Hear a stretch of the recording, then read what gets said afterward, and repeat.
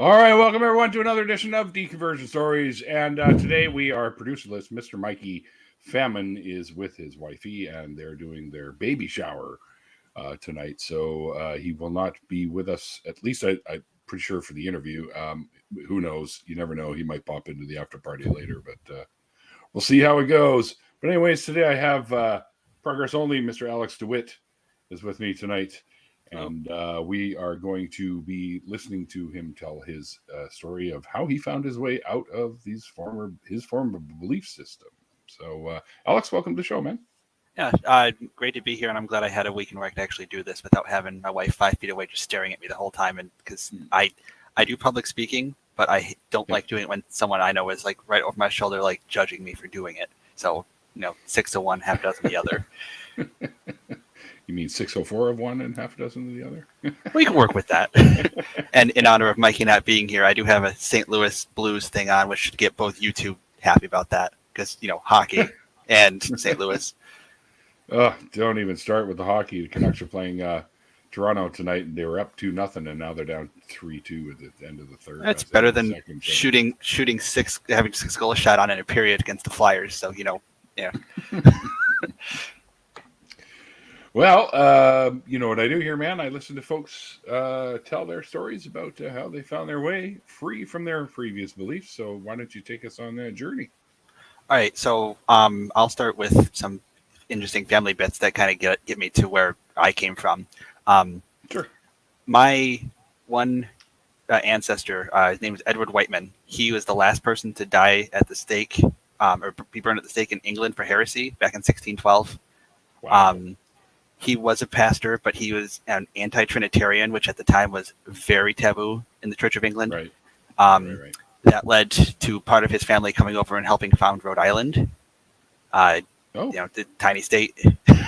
That family also had Martha Carrier, who was hung during the Salem witch trials, and is also the lineage of Laura Ingalls Wilder from Little House on the Prairie fame.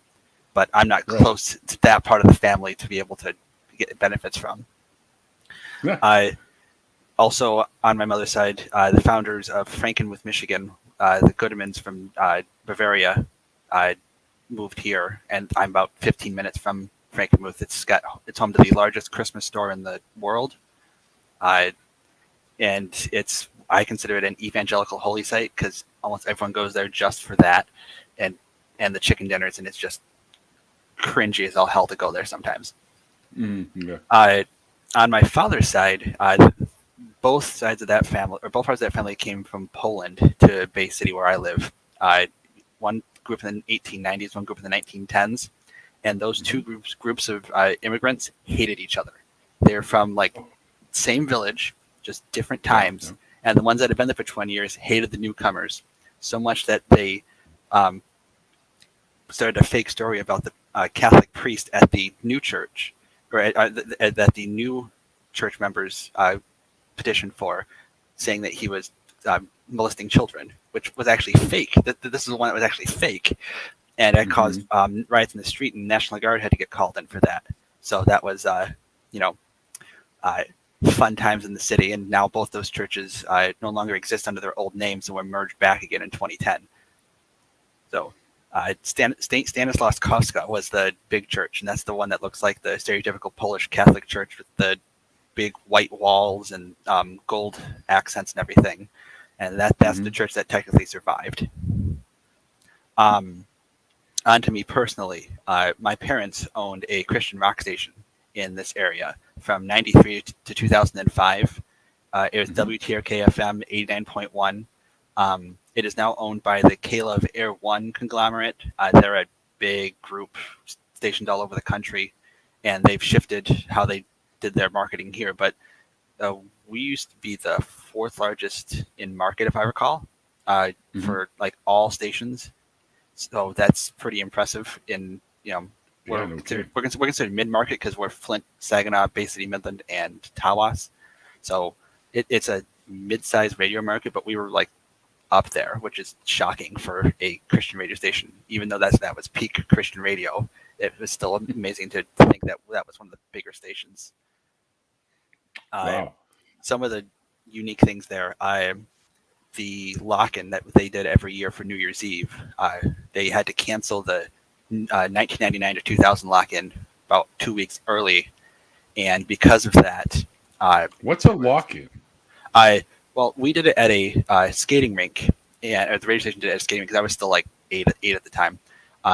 And they would invite all the youth groups from the churches to come over, and they'd essentially lock them in for the night. They'd have the skating rink, they'd have the arcade, there'd be pizza, and they'd just play the music until like 5 a.m.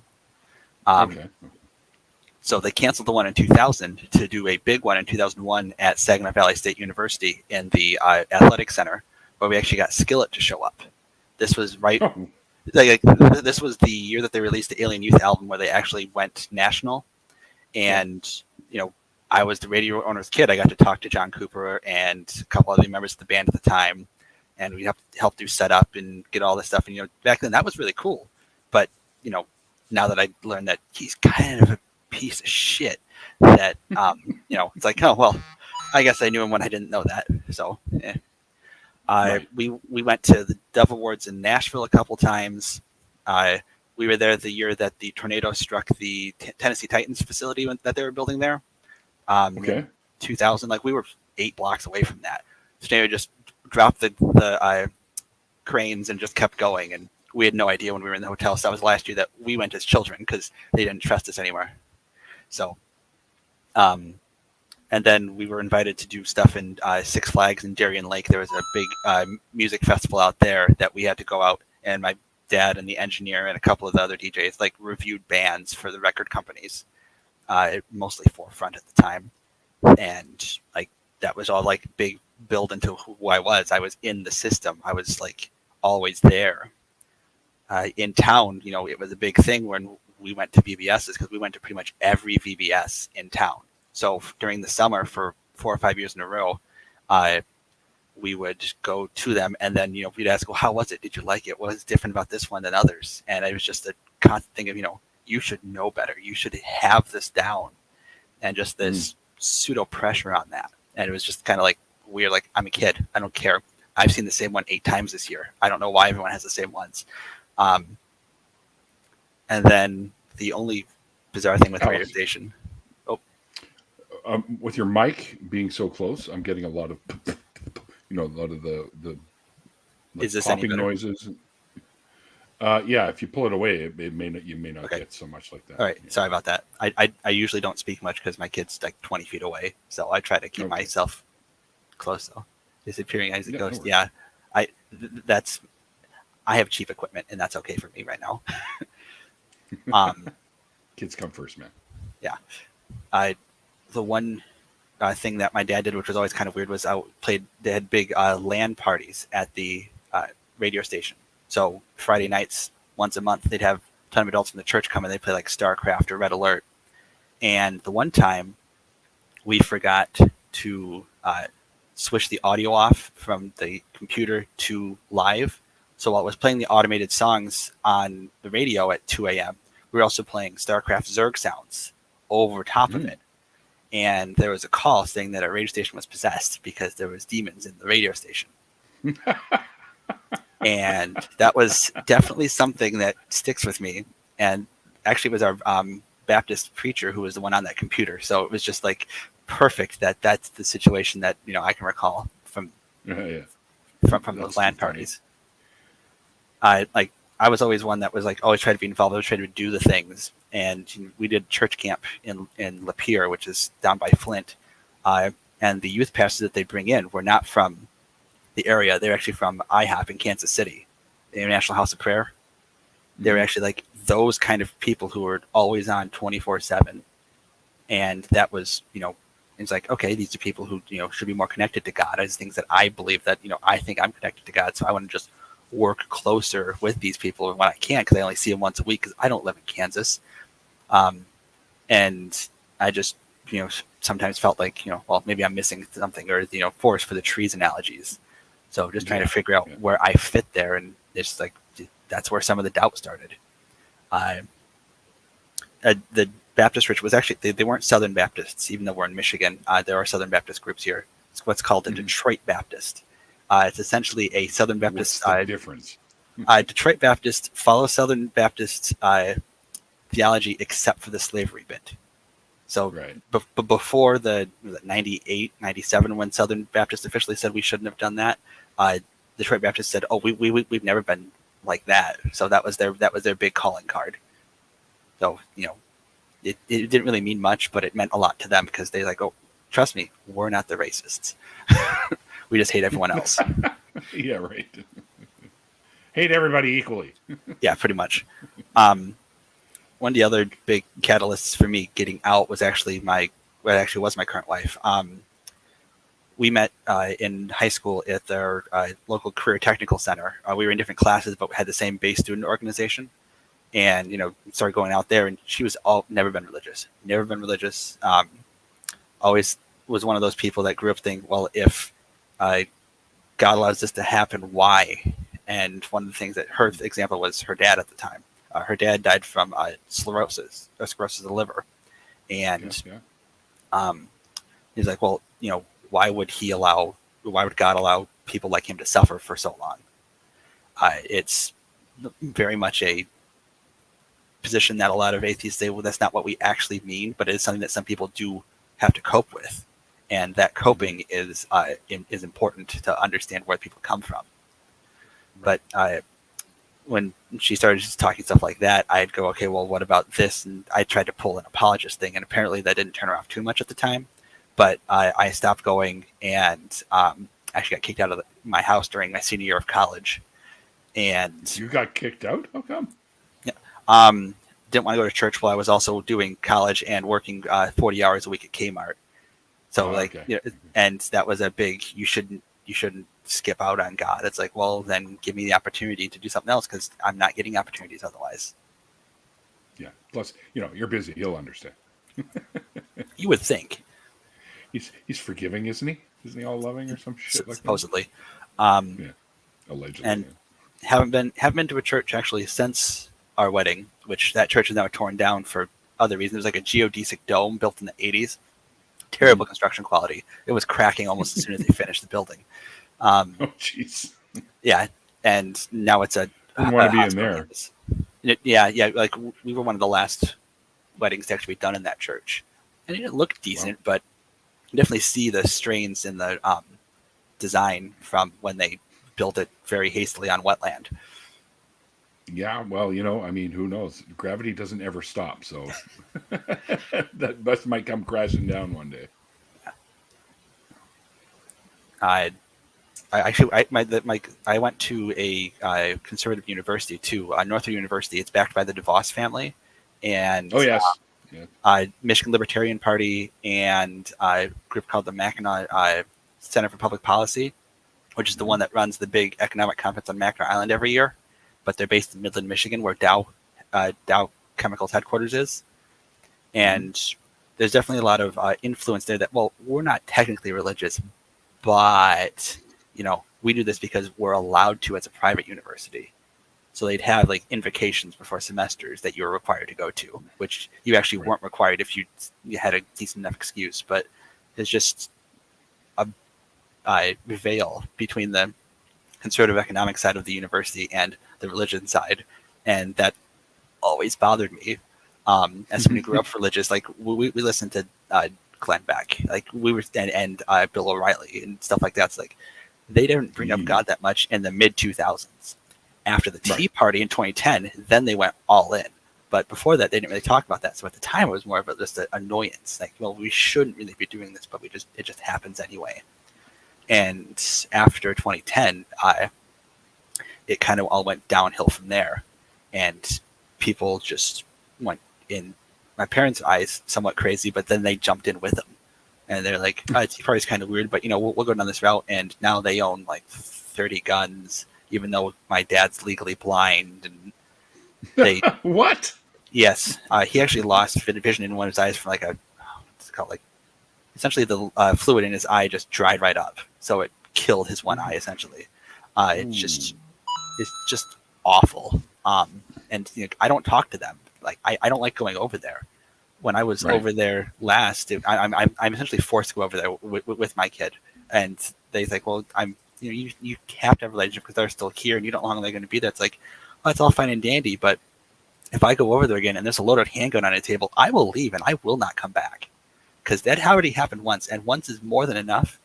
But because I just went, holy shit, and then just moved it, I don't have the standing to say that, oh, well, it shouldn't be that. Like, if it happens again, I am done. I am absolutely done.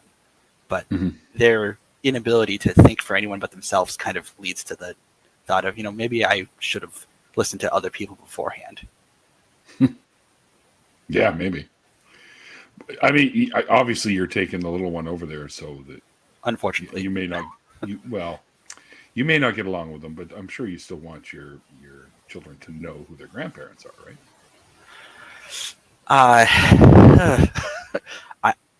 There's I know you're kind of torn. There's an argument for it, but based off of how I was treated, I don't know if the underhanded comments are something that they should be subjected to as well. So it's like, I'm not really a fan. Well, I mean, it may not seem like the optimum move to you, but I still think it's a good idea, because even if I don't think they'll be the same way with your kids as they were with you, I imagine. I find that a lot in family dynamics, at least the ones that I've experienced, is where the grandchildren are a completely separate entity than the kids, right, of the parents. In theory, yeah. And they tend to treat the grandchildren quite differently than they treated their own kids, because they're technically not their own kids, right? So there is that sort of weird separation there that keeps them sort of in line, I guess. But there have been times where, of course, they're going to try to influence them. And that's where you got to step in and say, listen, no, that's not appropriate for my kids, so don't do that kind of thing. Yeah. And in the local politics thing that just ended this week, Michigan was one of the states that had a enshrinement of abortion rights into the state constitution on the ballot. And churches, specifically the Catholic diocese, spent millions of dollars to try to stop it. And it ended up being a 14-point victory for the choice side, which I was thrilled with, but I know my family was not, nor was the Catholic Church 3 blocks from me, with their dozen signs sitting out in front of them. Because their tactic was to say that abortion is too extreme and too confusing, essentially telling the people in the congregation that you're idiots, you shouldn't do this because you guys are idiots. And it's just perfect representation of how some people actually think through stuff.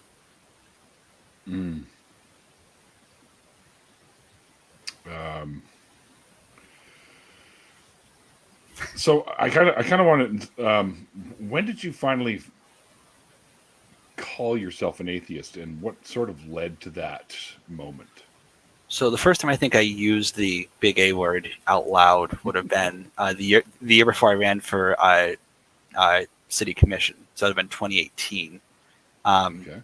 We were on I was a writing candidate who made it onto our charter commission, which a charter is like a mini constitution for your municipality that sets certain guidelines. It's usually pretty mundane, but there's things that you can do to, they can update it over the years. And when I was on that, I was talking to some of the people there, and we were talking about, there's a big push by something about religion, and, the city still has an invocation before their city meetings, and I wanted to stop that. And they shouldn't be required to do that. That should be something that, they should only do, if there's a group involved with something like, hey, there's a recognition day, or someone who was related to the city died, and their pastor came and showed up. I guess you can do something then because it's related to what's happening. But they always read the same passage out of a Bible that's not even a Bible verse, but it's out of the Christian Bible that they haven't flipped open. And I wanted to make a change about that, and I got some heat by the Republicans on the board. And it's like, well, not everyone in this town is a Christian. I'm not a Christian. And they're like, well, what do you mean? It's like, I'm atheist. I don't believe in religion. I know it exists, but I don't believe in anything about it that you can't prove it. So I should believe it. Right. Yeah. And that was a 5 seconds of silence before they just kind of moved on and said, we're just not going to touch this because you're not going to get the votes. And the chair, who just got elected to state senate here in Michigan, just said, yeah, you're not going to get that votes in this city no matter what you do. which is unfortunately true, because when I did run next year, that was something that a lot of people in my ward, which is only like 3,000 people, were like, oh, you didn't put your church on your literature. It's like, I shouldn't have to put a church on my literature. I should just be able to put what I want on the literature, not, shouldn't be required to say I attend this Catholic church or I grew up going to this school. Like that shouldn't matter. Even though I've lived here my whole life, it shouldn't matter what I done in the past in that respect. It's what am I going to do for you in the future? And some people were pissed about that, but I did get people like, okay, that's a fine answer. Yeah, well, it is, because it's actually the truth of it. Yeah. You don't have to put anything about where you go to church or where you go to school or anything like that. Yeah. You just want to be able to talk to people and tell them exactly what your plans are for the community. Yeah. So that's the important stuff. That's the stuff that actually matters, not what you did in the past. Who gives a shit? Yeah, because unless it's something really horrendous. Yeah. Like if you're going from, raping animals or some stupid shit like that, like then that's bad stuff. So don't do that, and don't add that to your list there either. Yeah, it's not like something's like, well, it's not like saying I put my career down. Well, that's what I do for a living. That's different. Like the guy who ended up beating me owned like 30 properties and ran one of the big nonprofits that his grandfather started at the time. So he had clout, and that was something that I could point to and say, but he's had clout for so long. What is he going to do in the future? Is he going to just follow that? And I mean, he's improved since we ran in 2019, but there's still some things that that stuff is legitimate for running for office. Where you spend an hour and a half on Sunday mornings shouldn't. Mm-hmm. For sure. Do you think you might run again? I'm planning on it. One of the things we changed in the charter is to move to even years, because our odd year elections, we're getting like 10% turnout. Like, oh yeah. Why do you think that is? In this town, and in a lot of at least Michigan, when you're in cities, turnout is especially bad for non-presidential elections. We had a turnout about 42% this week, which was lower than most of the counties, but higher than the state average because of how Michigan's population is set up. 40% of the population lives within 3 counties in Michigan. So, you get outside of that and it's essentially a barren wasteland. In their minds. Right. But we moved it because we were getting it where you could get 70 votes and win a seat with 3,000 people in a seat where there's 3,000 people you're representing. Instead, we moved it to the even years, which will change how the elections work because, city commissions are nonpartisan in our town because of the perceived bias of, it's all run by Democrats, Democrat-run town. So it's been nonpartisan since they moved from an alderman system back in the 1920s to a commission system. And but now we're going to have to kind of latch on to a major party by proxy to get some sort of support or to become more visible. The only competitive race we had this year, because that was the other thing, like almost no one runs. Like my race was the only one that was competitive. There's only one race this year out of 5 wards that had 2 people on the ballot. It's really rough if you're someone who wants to get involved because there's perceived barriers of you don't know what to do, so just let other people handle it. And then I'm not going to make a difference because I'm not on the in group. And that dichotomy of futility leads to people just checking out of the system. So people didn't vote in city elections. They're like, well, I know who's going to make it because there's nobody getting involved, or people involved just know each other, so they're going to get it anyway. Right. That kind of sucks. A little bit, yeah. Well, fuck. So what would you say, did you, let me rephrase that. In your time of questioning and stuff like that, before you called yourself the big A word, as you put it, was there anything that sort of led you down that path that you didn't expect?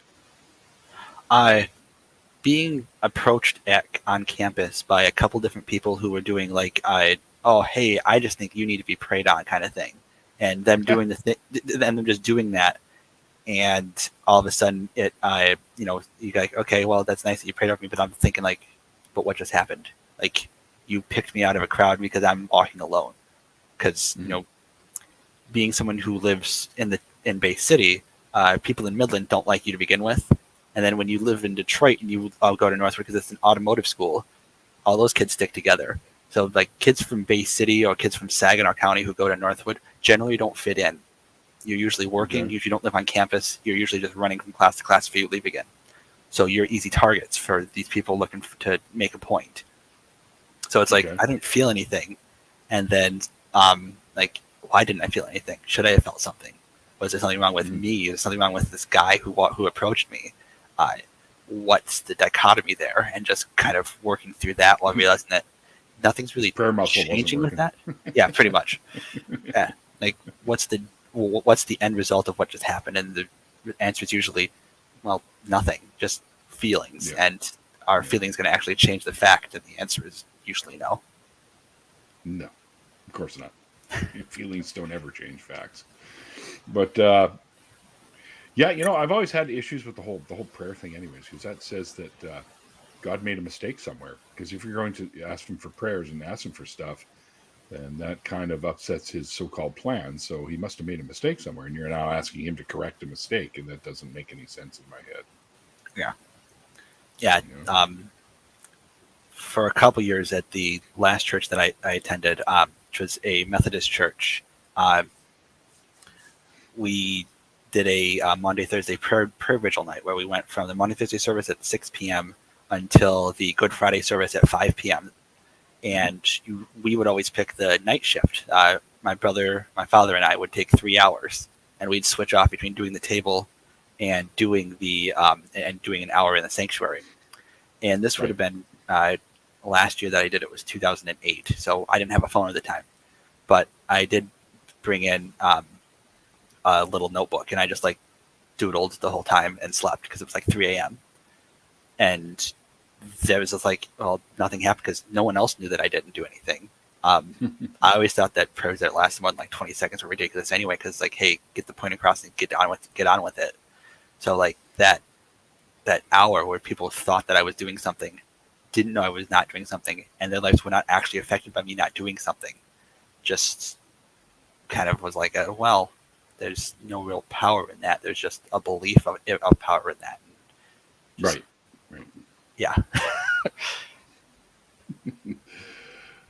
Yeah, it's shit. I'm trying to find something here, and I can't frickin' find it. I bet you.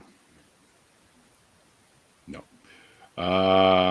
Crap. Well, I can't find it. I was gonna promote something that I did earlier today. Justin Ruggles there in the chat knows about it because he was in the audience. Quick little plug for Left of the Valley did a Recovering from Religion fundraiser today, and I went in as one of the guests for my little 15 minutes of slot time and promoted the channel, of course, and what we do here, and also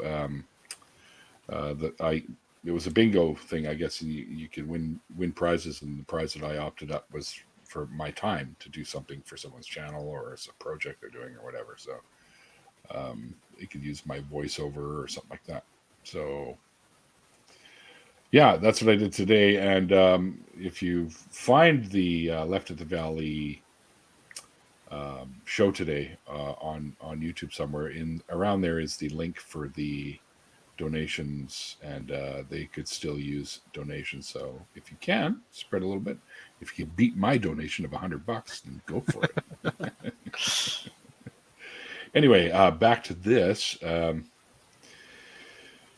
What do you say is something that you kind of miss about being involved with the community of the church and stuff like that?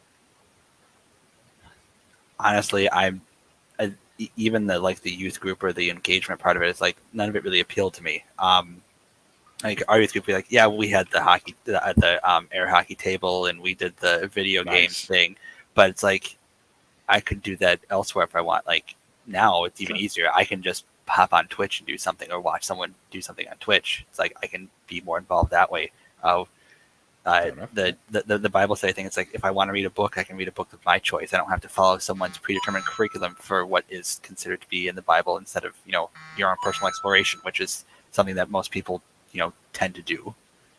Yep, it's true. Just a matter of like, I mean, plus I get my Sunday mornings, And that's important, especially when I have a kid who's less than 2.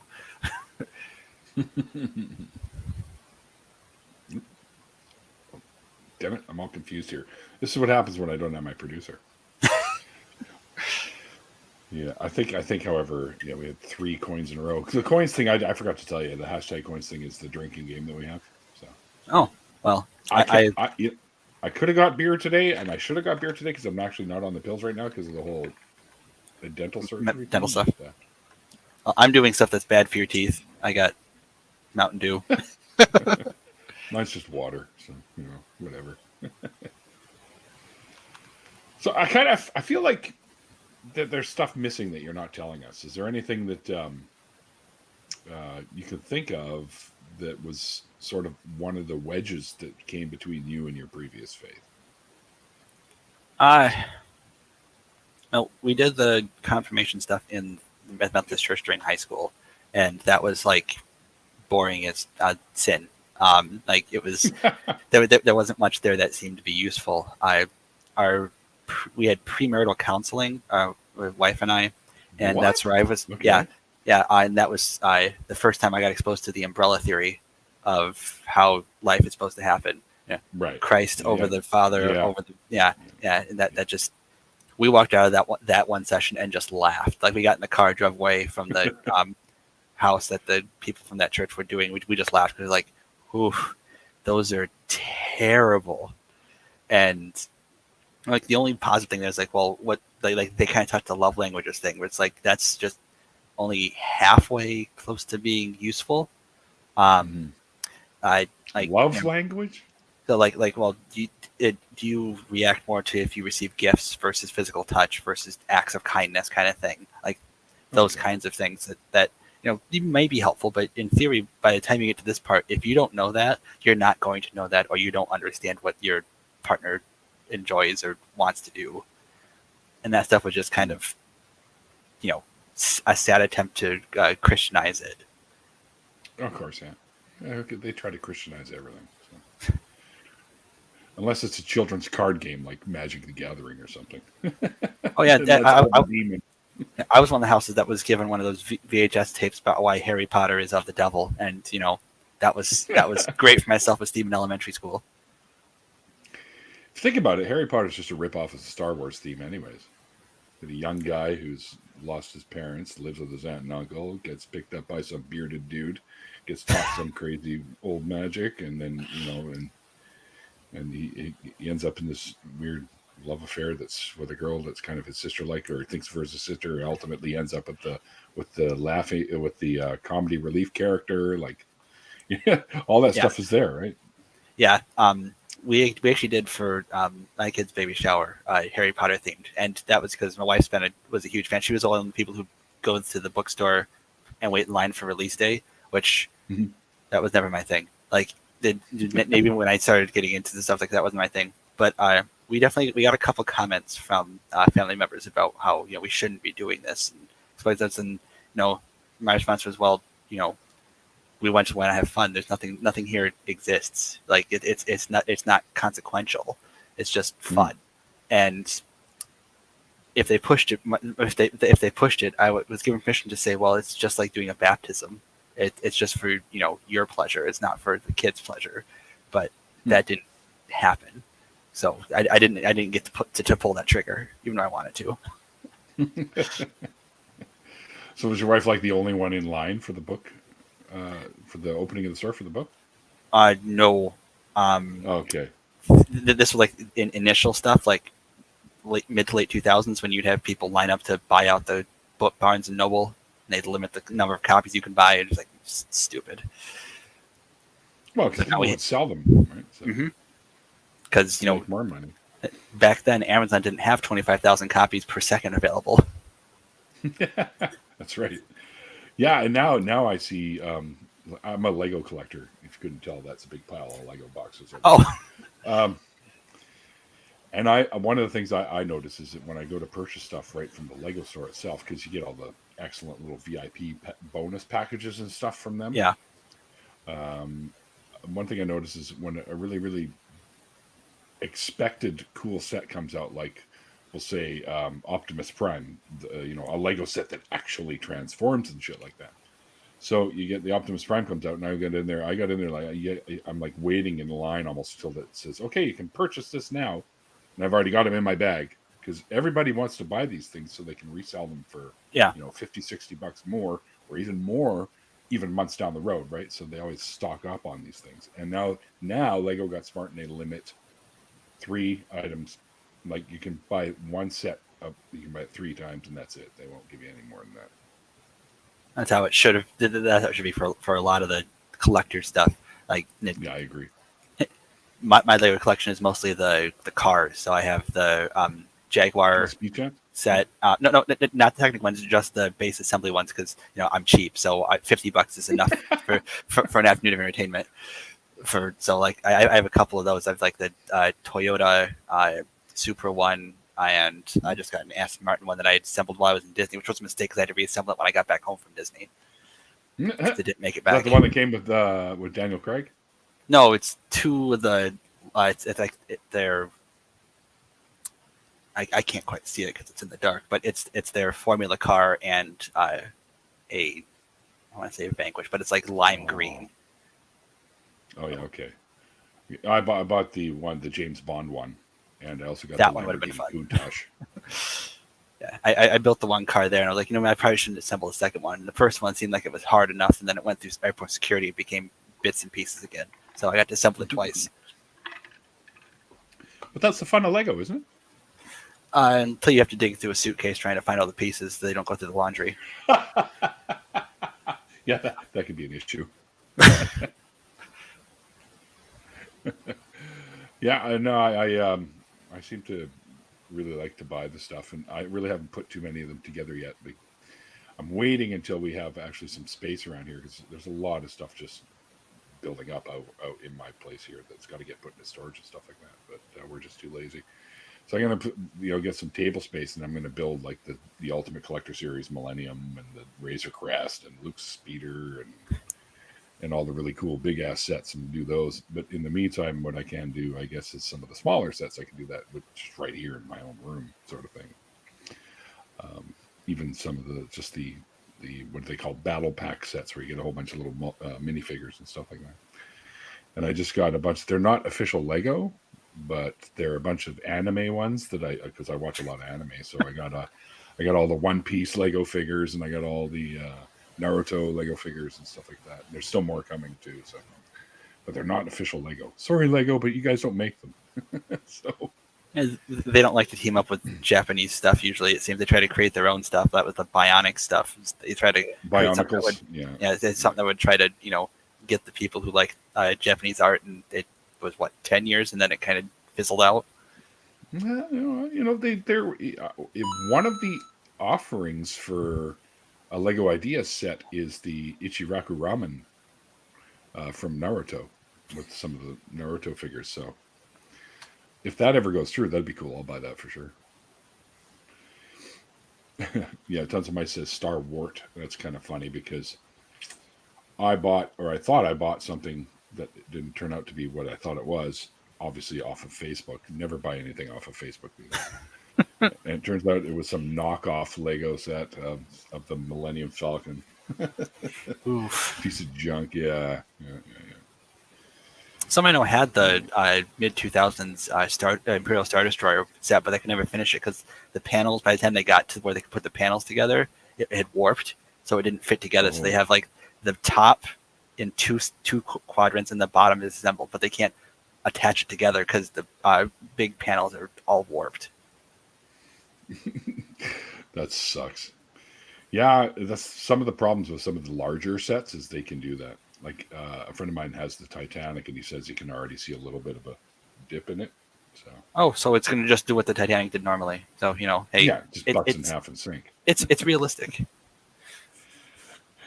Yeah, Millennium is the aluminum Osprey. That's what I called it. Yeah, it's kind of eventually, if I can put it together, because you know what the funny thing is Lego usually puts their pieces, they break them into little sections, right? So they put them in the box or in little bags and say Yeah. bag 1, bag 2, bag 3, right? But some of the ones in this wish Lego, as Farron put it, is in like Ziploc bags. So I don't even know which bag this was. And there's like 2 bag number 3s. And it's like, what the fuck, man? Like, it's total rip-off shit. My wife does freelance writing, and sometimes she does like product reviews out there. They give her stuff to try out, like, the paid reviewer stuff. And one thing she got was a micro set of a Mario that was like knockoff mini Legos. And it took me like a week to assemble that because the instructions were that bad. And everything came in one massive sealed bag, so there was no separation. Yeah. So I had to pour it out in a box and separate, because they're all like, that big, like, the hole there about that big. Yeah. And I'd like try to separate all the colors and sizes, because a 4 and a 3 look identical when you're just scrounging through a pile. So those large sets, or large number sets with tiny pieces, I just no. Give me normal name brand Lego and we'll be okay. Yes. The cool thing is now with Lego, if you lose the instruction book or the instructions themselves, you can actually download them. I have an app now, so I can download any that I might misplace, right? I have never done that, but still. But I did find out that when Lego first came out with Star Wars stuff, because, being a kid, I was a Lego fan and a Star Wars fan. And I said to myself back then, if they ever merged Lego and Star Wars together, I'd be all over it. So the first year, which I think was 2001 or right around 99 to 2001, in that range, they merged Lego and Star Wars. And the first 2 sets I bought were from that period. I didn't get the very first one, which I think was an X-Wing. I should have. But I got the Millennium Falcon and the Boba Fett back when it was still called the Slave One ship. And I found out that they're actually worth a little bit of money, even if they're been built, because nobody really has, from that time period, stuff that hasn't been built, right? So, yeah, they're worth probably 3-4 times the amount I paid for them, and that's pretty cool, if you ask me. But, better than most collectors' toys that turn into nothing after like a year and a half. Yeah. Well, I still have some shit in storage that's probably worth a small fortune, but. The sad thing is when I was younger, I had all the Star Wars figures, the original Kenner stuff, the Millennium Falcon and the X-Wing, I think, and Han Solo's blaster and a droid factory and the Sandcrawler, and I had all the Star Wars toys as a kid. But when I went away to Israel to live there for a couple of years and finish school, my folks split up, and so they sold the house, and then we moved out, and they sold all the Star Wars stuff. I'm like, Mom, God damn it. I could have put kids through college with that money if I still had those things. Yeah, that's all right. Mom's more than made up for it since then anyway, so it doesn't really matter. That's good. Yeah. Well, without her, I wouldn't have my new car, so there you go. You could just, the plus about living where I do is that, real estate's still cheap, even relative to 5 years ago. Like, I moved into this place in 2013. The move-in ready 3-bed for $45,000, and now it's worth like now it's worth like 90. But you can get a move-in ready house for less than 100 in my town, and we're not an unsafe town. It's just it's just no people left after GM downsized and Pretzel Light left, and like just. You need to have a job that is remote if you're just going to up and move. Mm-hmm. But that's the big plus. Is people like online, like, looking for a cheap house. I'm like, I have a dozen of them I can show you. You can move into almost any of them. You don't need to do anything. Just put in a bid and walk in. Yeah, it sounds like your market there is very different from where I live. Very much so. If we were if we were in Oakland County, it would be a completely different ball game, because Oakland County is very expensive, and city of Detroit is actually getting expensive again, but only because they cut down so many of the dead houses. Mm-hmm. Like, you see the pictures, be like, oh, look how bad Detroit's gotten. It's like, no, they needed to get rid of those houses. That way they could try to reset the market. And it's only finally starting to happen, but it's been 20 years in the making. You can't buy a house around here for less than 800,000. Not even close. What's sad is that's a problem I almost wish our town could have, because not having money means your roads tend to be the first thing to go. Michigan's finally getting on board with getting rid of lead lines. Like they put a hard date on lead line removal, and the city's having to request zero interest loans to cover the costs because we don't have the budget for it. And it's like I'm glad you're getting zero interest loans, but it sucks that we have to get loans at all. And even with the money that we got from the government last year for the ARPA stuff, it's like that doesn't cover it. And we have other things we want to spend it on too, because we spent it all on that. We burned it for any opportunity for future investment. So now it's a matter of just dealing with stupid people to make sure that we don't blow the money on stupid things. If you can't tell, I go to city meetings, so I kind of can talk straight about them. Fair enough. Well, before we bring this to a close and do the after party, you can do the after party for a little bit, right? Yeah, I forgot to put up my little sound barrier, so I'm going to do that beforehand. But yeah, I can. You'll have plenty of time between the two shows, because we always take a little break between the two shows. But there's something I like to ask my guests, or we like to ask, because usually Mikey's here. Yeah. The guess is if you could go back in time to your old believer self, what is some advice you'd give to yourself in that stage? Question things earlier. Don't let reality hit you in the face and catch you gobsmacked when wondering why it's different from what you were told. Just accept the other point of views. Maybe you'll figure it out earlier and make better choices going forward. Nice. Did you ever think to yourself that when you learned stuff that was different from when you told them from when you were what you were told, did you ever think, well, how can that be true if I was told that this was true? That was the one thing with thoughts like that. Yeah, that was the one thing with evolution in high school. 10th grade is like, well, at that point, my teacher at the time took a very soft approach to it. It's like, well, you can think of it this way: does 6 days mean 6 days if there isn't a day-night cycle? And that was a mind fuck for 15-year-old me. It's like, I never thought of it that way. I was never told that. I didn't think that could be the way. And that's and planets coming before there's a sun.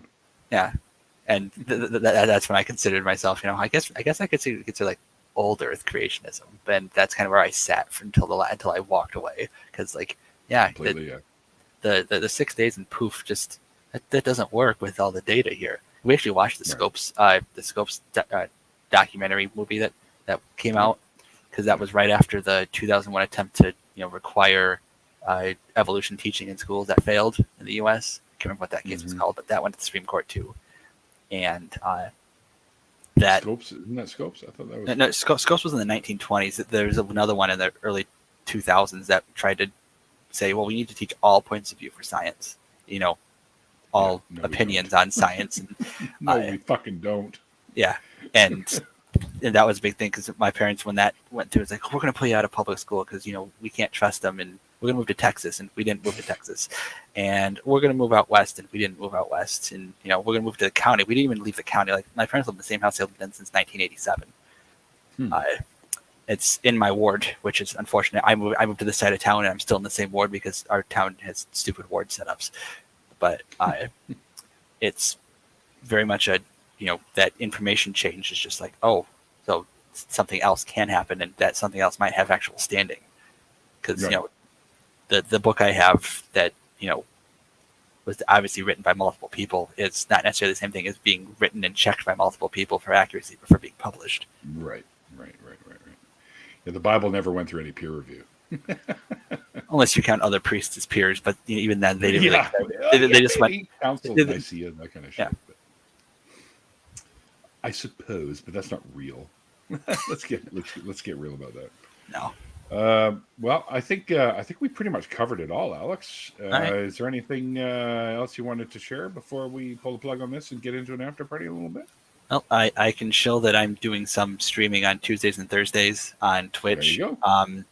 I usually play Madden 2008 on PC because I have like 80 some custom teams now that all custom artwork, custom stadiums and whatnot, because you could still do that back then. I sometimes play war simulator or real-time strategy games, and Cool. a game called Trombone Champ. But I have to be careful about that one because that one can get me copyright strikes. Yeah, it's Guitar Hero with trombones. With the trombones. Yes, and it is hilarious. I have most of the stuff uploaded to my YouTube that I've played, that's custom stuff, and it's just amazing to watch. That is fucking funny. I don't think I've ever heard of anything like that. I know they have one for an accordion, which is hilarious. But it's you don't need a trombone, but it is a riot to try to play this thing because people are ridiculous with customizing and modding because it's PC based. Sure. A lot of the modding stuff and customizations for many games are really fucking funny because I remember back in the day when Doom was first out, there were some hilarious mods you could do for the Doom characters that you would shoot. You turn them into like Homer Simpson or Barney the dinosaur or stuff like that, and you could go around shooting Homer or Barney and stuff like that, which was too fucking funny. Or the Smurfs. Another one was the Smurfs. So yeah, I thought that was always kind of fun. I mean, like when we did StarCraft, we did custom maps and stuff, but that was on Battle.net's old system where it took everyone 10 minutes to download a 64 kilobyte map because they didn't prioritize data loading. And now it's just, you can go online and get a 20 gig redo of a game to make it look completely different. And it's just nothing, like nothing happened. Yeah. Well, because times have changed, haven't they? When I started using computers and going online, it took, you'd have to, if you wanted to download a picture of your favorite celebrity's boobs, you basically had to click download and then wait for it to go, and you'd go to sleep, wake up in the morning, and it was almost finished. My mother did. Nipple. My mother did computer programming in the mid '80s, and it was the first computer programming courses at Saginaw Valley at the time. And at that point, it was all punch card based. So you'd have apparently the guys would come in with the punch cards all filled out and just feed them into the machine for like 20 minutes so they could get a big dot matrix printout of what was supposed to be an outline of a naked girl until the professor showed up. But that took so long to just get zeros in the shape of things that, it was just a joke for the fraternity guys. Yeah. And, sure. it didn't, those courses didn't matter anyway because those programs were obsolete before they even graduated. So. Right, for sure. And just so you guys know, all the links to find Alex are in the description box below. So definitely check that out. Let's do it, man. Let's get into an after party. Thanks to Alex for coming and sharing your stuff with us today. I really appreciate that. Well, not us, unless, of course, you count my ego as well. But side chat. Yeah, side chat. Yes, side chat. Of course. Yes, and yes. That's what I should definitely thank you to everyone in the chats over on YouTube, Twitch, and Twitter. Thank you guys for hanging out with us. I hope you guys enjoyed tonight's show. If you're interested in being in the after party, please let me know. I'm the only one you can reach out to tonight, and I'll get you a link and you can jump in. And don't forget that there is a link to the after party in the description box below if you just want to hang out in the chat. So check that out as well. Also, thanks to my amazing patrons. I couldn't do this without you guys. So thank you for all you do for the show. Yeah, and let's do it. Let's get into an after party. We are going to take about a 15-minute or so break, guys, and then we'll jump in. Should be going close to. I have it set for 7:30, but we usually end up going a little bit earlier, or sometimes quite a bit later, depending on the situation. So, yeah, that's about it. So, awesome. Like I always say at the end of the interviews, like the late great Christopher Hitchens once said, it's called faith because it's not knowledge. And we will see you guys next time. Cheers.